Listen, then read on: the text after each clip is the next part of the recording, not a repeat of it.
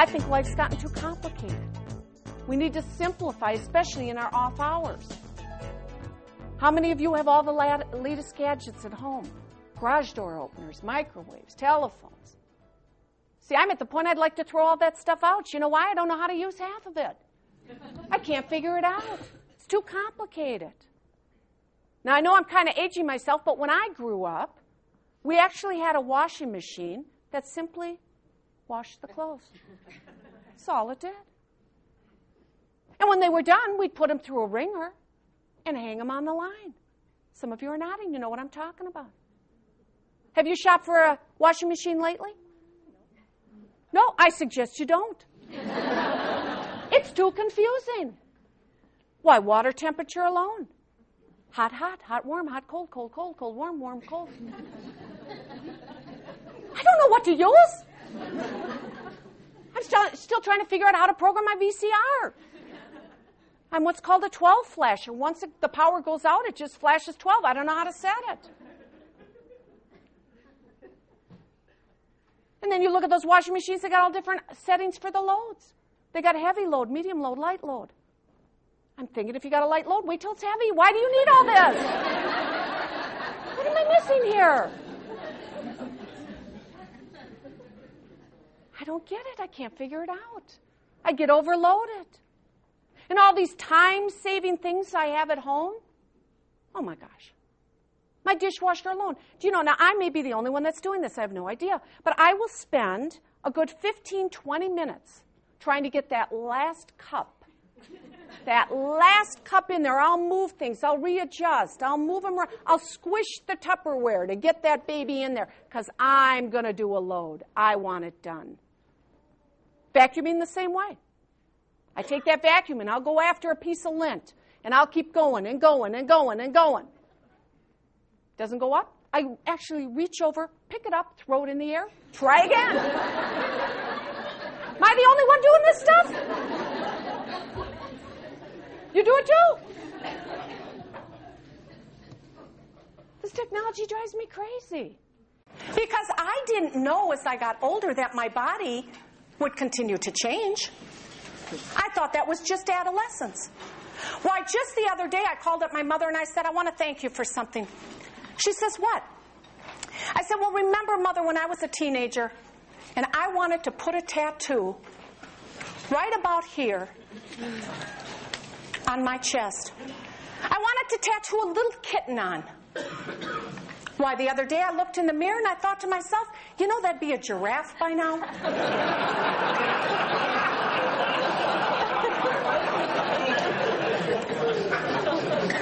And she said to me, well, you never know. I can't tell you how glad I was I didn't do it.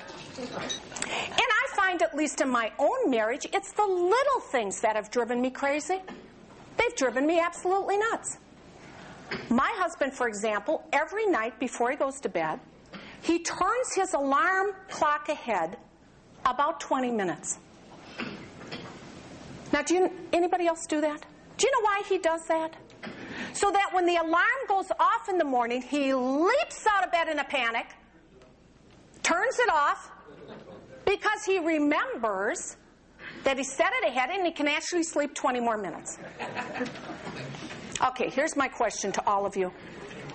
How smart can you be if you're fooled by the same trick every single morning? I figured it out the very first day. One day, I got it. I laid in bed. And I don't like it because my house is like a time warp. You're in the bedroom, you're late. You're in the kitchen, have another cup of coffee. I don't like it. Even going on vacation is a struggle at our house. Because we look all year forward to a vacation. No sooner do we get out the door, and my husband wants to make good time. He's got to make good time. Any other husbands like that? I hear some chuckles. Time is very important. We wait all year to relax. Time shouldn't be of the essence, but it is. We got to make good time. We got to make very good time. What kind of time did you make? Well, we're making better time than last year. This is good. No, I'm sorry, we can't stop anybody. We're not making that good a time. Very important. He's that way about mileage. He's got to check the mileage on the car. For what? Just exactly what are we checking the mileage for is my question. We take the same car, the same trip, every single year. How much is the mileage going to change? I told him, well, let's make it interesting. Let's make it interesting. How about this year, if we don't get good mileage, at the end of the trip, we blow up the car? Because you see, for the last 23 years, one of my big projects, one of my big fix-up projects, has been my husband training program. You wanted to buy this? Is that what you were whispering? Yes, I do have extra copies if people really want this. Because I worked for years at trying to change him. Have you ever tried to change someone else's behavior? By the way, he refers to the program as Nag to Dev. Now, I know what you're thinking. Gee, Barb, what's in the program? Well, I'd be happy to share it with you. It's a full tape collection. It's proprietary, but I will give you some of the components just as helpful tips so that you can take them home today. For example, the very first segment is 25 great answers to the question, does my butt look big? I know this is shocking, but a lot of guys don't know the right answer. Do you know the right answer? No? You see what I mean? My husband certainly didn't. The first time I asked him, he said, well, it's not that bad. That's not the right answer. There are 25 perfect answers. I'll give you just one of them, which is something like, are you kidding? I wish you'd get some meat on your bones. Correct? Yes. Some other quick items in this program. The basic differences between ivory, off-white, beige, and taupe. A lot of guys don't know. Do you know, sir? Absolutely not. But we know, don't we, ladies? Of course we do. I sent my husband to the store for beige. He came back with taupe. I couldn't believe it. And when I think sometimes back, I often think of the year of 1990. I didn't live in Wauwatosa at that time, but I think about it in terms of little things making a difference. We had a very bad year in 1990. My daughter almost died. And as she slowly recovered, we decided we were going to go to Disney World and take a break. The whole family needed the break. Now, I'm sure a lot of you have been to Disney World. It's an interesting place, wouldn't you agree? You walk in and there's all the magic and everything. And what I noticed is my mood changed from day to day while I was at Disney World. For example, I went on that ride, It's a Small World After All. Is that the most dreadful song you ever heard? You love that ride? You didn't feel like getting out of those boats and strangling those little people? And it stays in your head for days. You find yourself humming it like it's a catchy tune. I hated it. But the kids squeal with excitement when they see their favorite Disney characters, their favorite people. Then, of course, you get to the teacups. Do you remember the teacups? At least one, always somebody's puked in it. That's why they have the mop and the bucket there.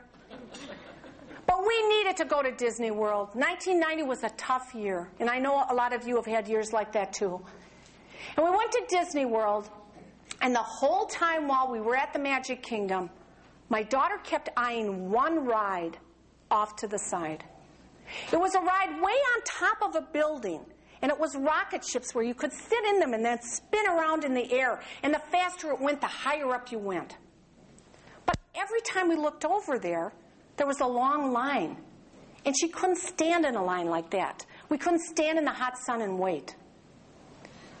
So finally, the last day, about close to closing time, we looked over and the line was almost gone. I said, come on, we've got to try to get Stephanie on that ride. And we went tearing over, pushing her over to where the ride was. And just as we got up there, the man pulled the gate across and said, I'm sorry, That's all for tonight. The park is closing. Well, I looked at him. I had tears in my eyes. I said, you don't understand. My daughter was so sick. She almost died. She's waited for 5 days to be on this ride. You have got to let us on this ride. Now, either he thought I was crazy, or he felt bad for me or something, because he said, all right. The ride had slowed down. He pulled open the gate, and we went on. We were the only ones on that ride. And as it went around, flying in the air, my daughter laughed and screamed and squealed.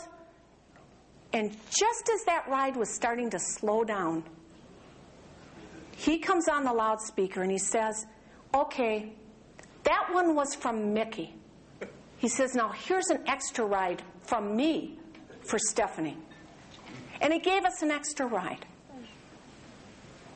Now, ladies and gentlemen, that was 9 years ago. And I still remember that little thing that that person who didn't even know us did.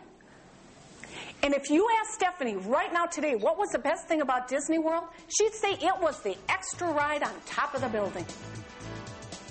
That's how important little things really are. Congratulations! You made it to the end of the video. For those of you who want more, or simply want to see a program in its entirety, a complete half-hour program follows. I have also included some outtakes of the taping process for your amusement. I sincerely appreciate your time and consideration. For further information on all programs and availability, please contact the name and phone number provided with this tape. Thanks again.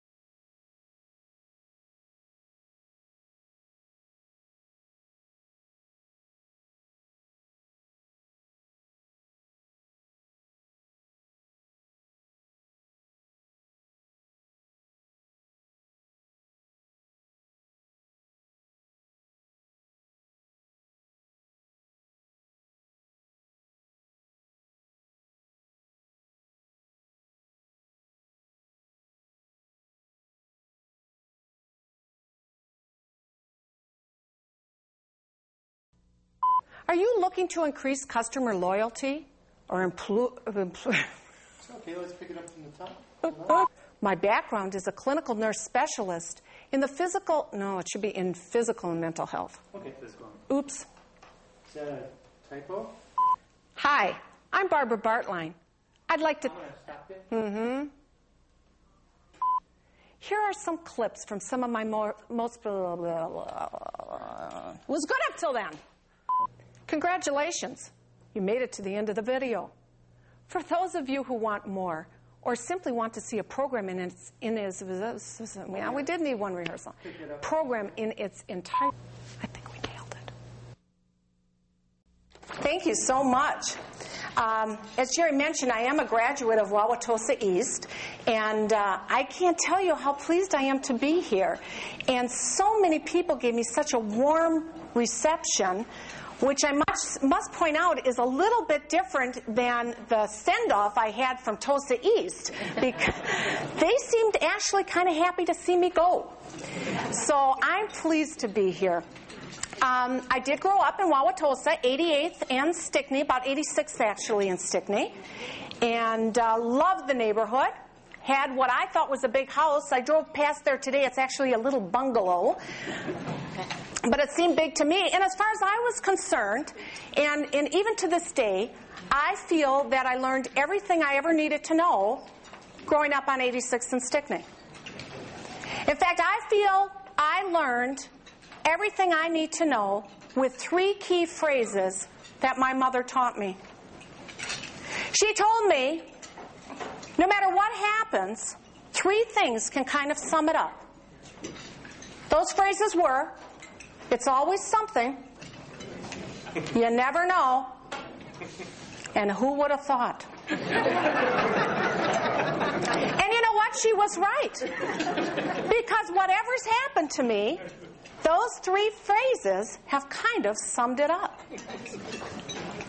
Now, it was wonderful on 86th and Stickney because just around the corner at 88th and North, we had what we considered the center of commerce. Back in those days, we had right on the corner the Mother Goose house. I can tell some of you remember it. Wasn't it wonderful? Kind of a Bavarian-looking building.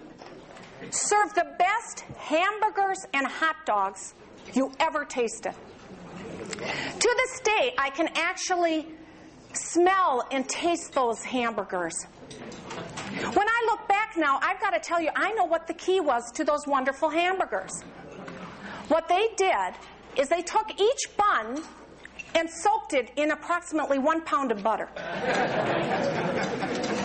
They then grilled it lightly until it was crispy brown and put the meat product in between that bun. Now, looking back, I think they could have put shoe leather in that bun, and we all would have loved it.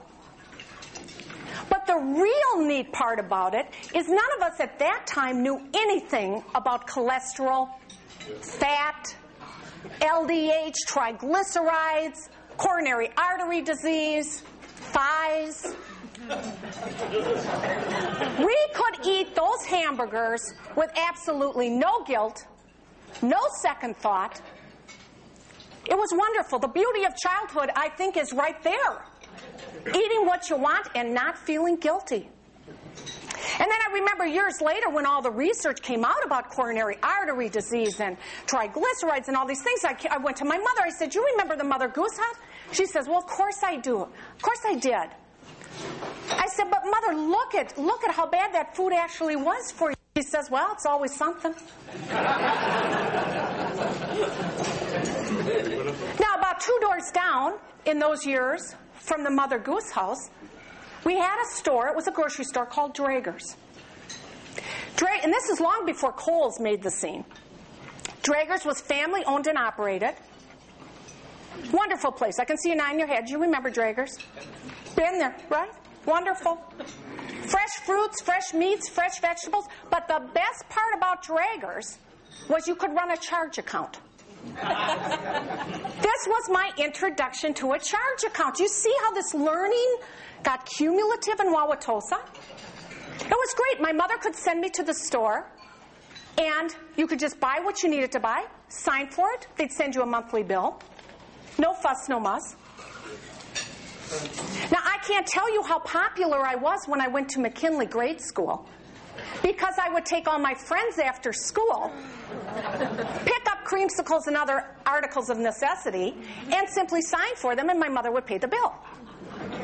I was very, very popular. A little further up the North Avenue, we had a place called the Honeymoon Bungalow. Now, I notice it's not there anymore. I believe it's just a garden shop now. Now, I never understood personally why it was called the Honeymoon Bungalow, because I couldn't imagine any honeymooners going there. Certainly wasn't a bungalow. But we especially liked that name when we became adolescents because we felt like we knew a secret about it. You know, honeymoon. Well, this sounds like some type of sexual kind of thing. And we would giggle and laugh as we ate our hot fudge sundaes at the Honeymoon Bungalow. Going in the other direction, we had a store called The Grand. Now, that is presently a furniture discount store. I just drove by there today. The Grand, when I was growing up, was the vision of commerce. You had fine clothes, you had fine furniture, you had everything you could think of. But best of all for us, my grandmother worked at the Grand in bras and corsets. Now, you may not really understand the importance of this, but for a teenage girl, bras are very, very important. The teenagers here are laughing. They know this. Because when that moment comes and you need a proper fitting, it's nice to know who's doing it. And it's nice to have it fit properly. And I have to confess to all of you, I thought that my concern about this would end when I got older, but it hasn't. I wish my grandmother was still there. Because I didn't know as I got older that my body would continue to change. I thought that was just adolescence. Why, just the other day I called up my mother and I said, I want to thank you for something. She says, what? I said, well, remember, Mother, when I was a teenager and I wanted to put a tattoo right about here on my chest. I wanted to tattoo a little kitten on. Why, the other day I looked in the mirror and I thought to myself, you know, that'd be a giraffe by now.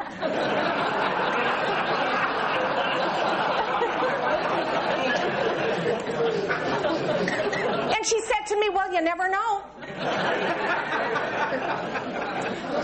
I can't tell you how glad I was I didn't do it. Bras and corsets were important. I miss my grandmother. It was wonderful to be able to go down there. Other things were important. For entertainment in Wauwatosa, we all went to Hoyt Park. We all went down there and swam every day. I went down there recently. You know what? Nothing's changed.